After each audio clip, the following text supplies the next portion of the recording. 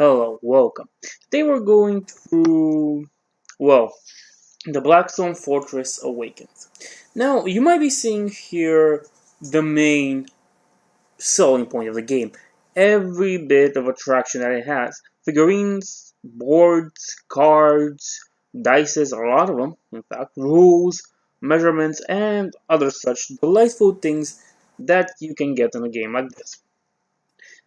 Moving down forward, we're gonna see the same thing. And here we have, each character has his own unique character chart, his own unique cards. So as you can see, Pious Void, Missionary Zealot, and his abilities. Now, what I want to get to is this ragtag group of, what are they called? Our heroes. Our heroes are different, to say the least.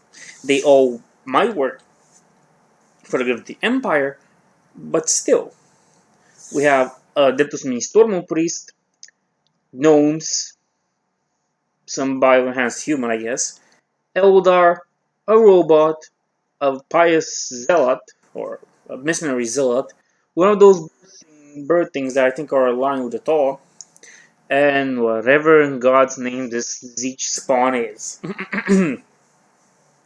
Now, from a first glance, I say that the little dwarfs, little gnomes here, are the most interesting of of the main cast, as you can see.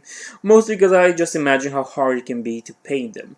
You will need a needle and a few hair strings to make sure that you get some of the parts, some of them. But I think I would just take these two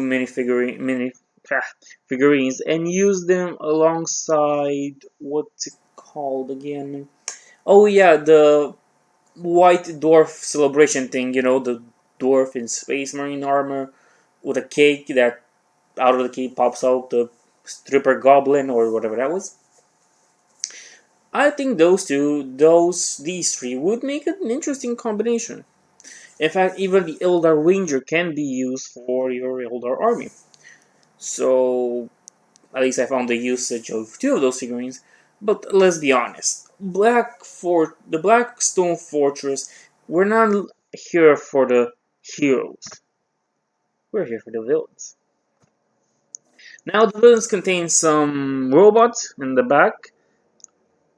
Something quite new is the corrupted guardsmen, traitor guardsmen, defectors, which I have to say it's pretty amazing to see them here because I think besides the Chaos Cultists, there's basically no other more like low unit, scout marine type unit for Chaos. We also have here like 5 beastmen, or 4. Yes, 4 beastmen. Interesting enough is that we have beastmen here, even though there was a beastman and Necromunda, if I remember well. So that might be an interesting pair for a gang. We have some mechanized things in the back. These guys, I forgot what they were, and the most important part of this thing. The most important part, which is going to be the next image that we're going to see on screen. The Chaos Space Marine. The new and improved Chaos Space Marine.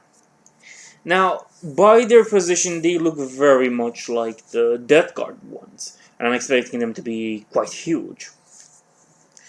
But that aside, I have to say that I'm going to be starting to get a lot of Death Guards. Most Death Guards, god damn it. A lot of Chaos Space Marine, only to have these guys be the leader of them. And I think this is Abaddon the Armless. Yes, Abaddon the Armless. The model looks interesting. Now it only remains to see how stable his arms can be. But he evolved through a bolt to a plasma gun or whatever. No, I don't really understand what that is, but whatever. And the Stormhammer with the a hammer with the symbol from the Chaos Undivided tree. Chaos Undivided show. And we get the little Xenos, the Spinal Drones, which are the mechanical custodians of the fortress itself. Nothing really interesting to go on. There's gonna be an interesting story though. And this is Warhammer Quest Blackstone Fortress.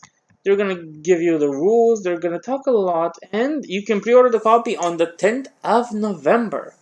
So that's gonna be interesting.